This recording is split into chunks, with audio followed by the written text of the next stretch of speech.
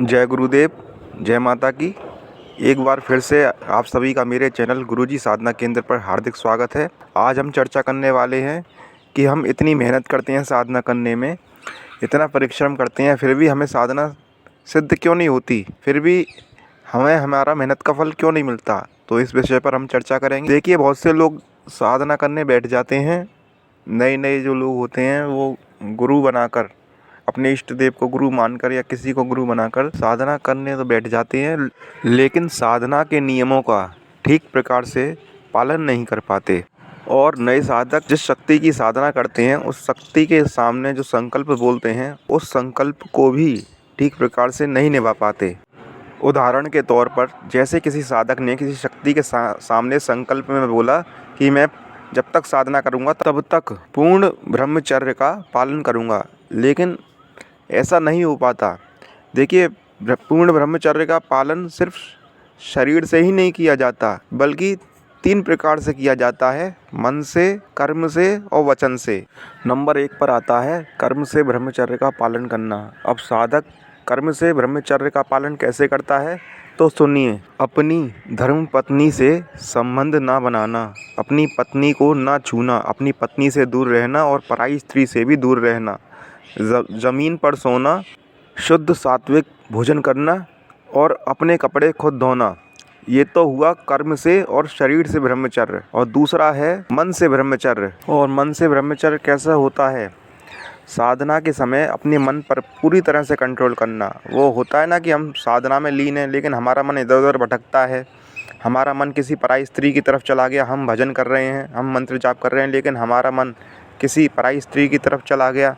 हमारे सामने से कोई सुंदर लड़की गुजरी और उसे देखकर हमने मन में कहा कि यार कितनी सुंदर लड़की जा रही है, तो ये बात सोचते ही हमारा ब्रह्मचर्य खंडित हो जाता है।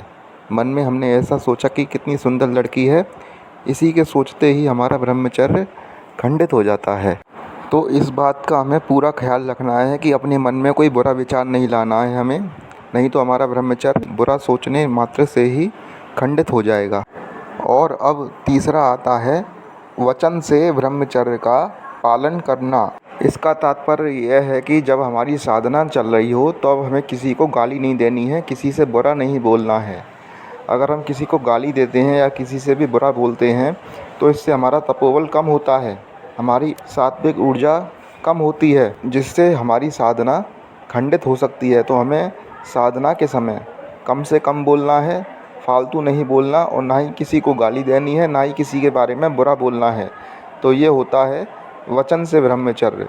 तो ये मैंने आपको 3 प्रकार के ब्रह्मचर्य के बारे में बता दिया है। इन तीनों प्रकार के ब्रह्मचर्य को जब साधक अच्छी तरह से निभा लेता है तो वो साधना की पहली सीढ़ी पर चढ़ जाता है, यानी कि साधना की सफलता की पहली सीढ़ी को वो पार कर लेता है। अब साधक को साधना में सफलता की दूसरी सीढ़ी को पार करना होता है। यदि साधक इस दूसरी सीढ़ी को भी पार कर गया तो जिस शक्ति की वो साधना कर रहा है 100% वो शक्ति उसको हर हाल में सिद्ध हो जाएगी, उसको हर हाल में उसकी साधना में उसको सफलता मिल जाएगी। देखिए, साधना में सफलता की सिर्फ 2 ही सीढ़ी होती हैं। पहली सीढ़ी होती है ब्रह्मचर्य का पालन करना, और दूसरी सीढ़ी होती है अपने अंतर्मन से साधना करना, अपने शरीर से साधना नहीं करना। क्योंकि जिस किसी भी शक्ति की हम साधना कर लें तो वो उन शक्तियों को आपके शरीर से कोई मतलब नहीं रहता, वो तो आपके अंतरात्मा को देखती हैं। जैसे आप रोज़ रात को 10 बजे साधना करते हो और जब रात के 10 बजते हैं तो आप आलस्य कर जाते हो कि अरे यार अब साधना करनी पड़ेगी। तो ये होता है शरीर से साधना करना।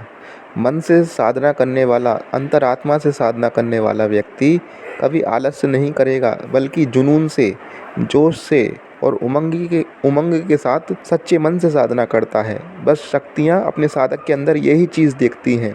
शक्तियों को साधक के शरीर से कोई लेना देना नहीं होता, वो तो साधक के सच्चे प्रेम भाव को देखती हैं कि साधक कितने सच्चे प्रेम भाव से मेरी साधना करता है। साधना के समय साधक को चाहिए कि 24 घंटे वो उस शक्ति का ही चिंतन करे जिसकी वो साधना कर रहा है, और साधक बाहरी दुनिया से बिल्कुल रिश्ता ही ख़त्म कर दे, सिर्फ़ और सिर्फ 24 घंटे उस शक्ति का ही चिंतन करे। जब आप ऐसा करेंगे तो वो शक्ति देखती है कि आप उसकी कितनी फ़िक्र करते हो, वो सब नोटिस करती है। और जब प्रेम से आप साधना करेंगे तो शक्ति आपके पास दौड़ी चली आएगी। और यहाँ मैं आपको एक रहस्य की बात और बता दूँ, जो कोई भी पहुँचा हुआ संत महात्मा नहीं बताता, अपने अंदर छुपा के ही मर जाता है। ये जिस शक्ति की आप साधना कर रहे हो, उस शक्ति को आपके मन में उसको पाने की तड़प होनी चाहिए और इतना प्रेम होना चाहिए कि प्रेम में उसके लिए आँखों से आंसू बह जाएं आपके। जब आपकी आँखों से जो है प्रेम में आंसू बह जाएंगे तो वो शक्ति आपके आंसुओं को देखकर पिघल जाएगी। बस जिस दिन आपके आंसू साधना करते वक्त आँखों से बहने लग गए और आपका कंठ, आपका गला भरने लग गया, उस दिन समझ लो आपको सिद्धि प्राप्त हो गई, आपको शक्ति के दर्शन हो गए, आपको साधना में सफलता मिल गई। ये मैंने ऐसा रहस्य बताया है जो बड़े बड़े पहुँचे महात्मा अपने जीवन में किसी को नहीं बताते, अपने पेट में रहस्य छुपाकर बस मर जाते हैं, किसी को भी नहीं बताते। एक तो ब्रह्मचर्य का पालन कैसे होता है, ये मैंने आपको रहस्य बताया है, और एक शक्ति के प्रति प्रेम कैसे दर्शाया जाता है जिससे वो आपकी तरफ खिंची चली आए, ये रहस्य मैंने आपको बताया है। तो ये मेरी आपको जानकारी कैसी लगी? अगर आप लोगों को ऐसी बहुत सी जानकारियाँ चाहिए तो मेरे फेसबुक पेज गुरुजी साधना केंद्र को आप लाइक कीजिए। गुरुजी साधना केंद्र फेसबुक पेज का लिंक आपको नीचे डिस्क्रिप्शन में मिल जाएगा और मेरे इंस्टाग्राम पेज का भी लिंक आपको नीचे डिस्क्रिप्शन में मिल जाएगा, जहां पर आपको बहुत सी अच्छी अच्छी जानकारियां देखने को मिल जाएंगी। तो मेरे इंस्टाग्राम पेज और फेसबुक पेज को लाइक करना ना भूलें। आप अगर मेरे चैनल पर नए आए हैं तो मेरे चैनल को आप सब्सक्राइब कर लीजिए, ताकि मैं जब भी ऐसी कोई नई कल्याणकारी जानकारी आप लोगों के लिए लेकर आऊँ तो आप लोगों तक सबसे पहले पहुँचे। इसलिए सब्सक्राइब कीजिए मेरे चैनल को और बेल आइकन को दबाना ना भूलिए।